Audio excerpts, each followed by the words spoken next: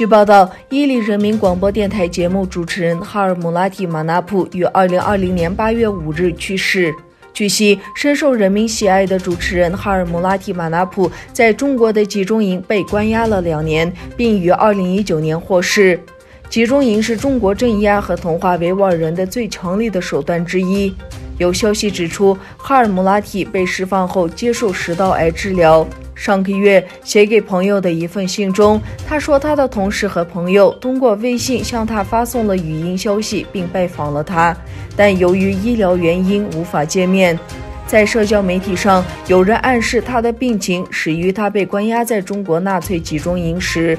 他的去世使东突厥散内外的维吾尔人深感不安。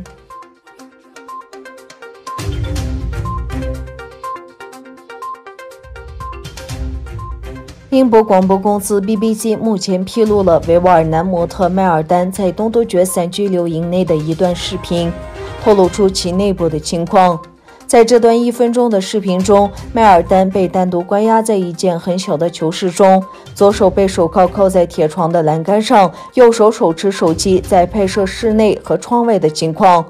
与视频同时流传出来的还有麦尔丹发出的一些信息，其中描述他被关押期间的具体情况。被关押者被戴头套，看不见其他人，手上有手铐，脚上有脚链。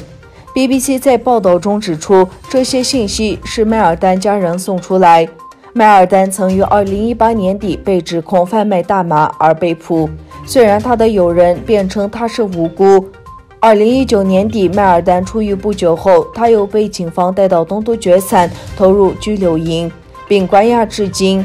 麦尔丹的家人5月份获得视频和短信，就再也没有麦尔丹的消息。他的家人明白信息披露可能给麦尔丹带来更大的压力和惩罚，但他们认为这是最后的希望。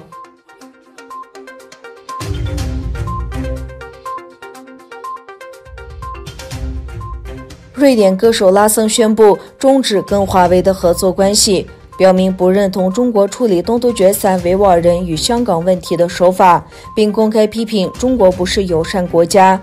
拉森去年4月与华为签约，协助把华为智能手机推向市场。他在瑞典 TV4 电视网表示，不支持中国所作所为。他本身愿意在维吾尔人、抖音及香港问题上表态，但是受他跟华为的合作关系，所以之前未能表达立场。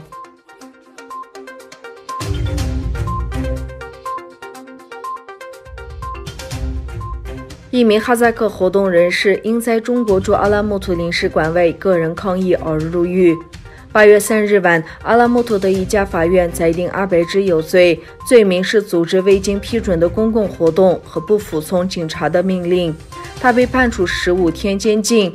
他是中国驻阿拉木图领事馆外纠缠数月的众多哈萨克人之一，他们一直要求释放被关押在东突厥散地区拘留营中的亲戚和其他哈萨克族。阿白芝于8月3日早些时候在中国领事馆前被拘留，他举着抗议标语，上面写着“大使带来和解，敌人带来不和”。在被捕之前，阿白芝说他抗议张大使在上周接受中国媒体采访时的讲话。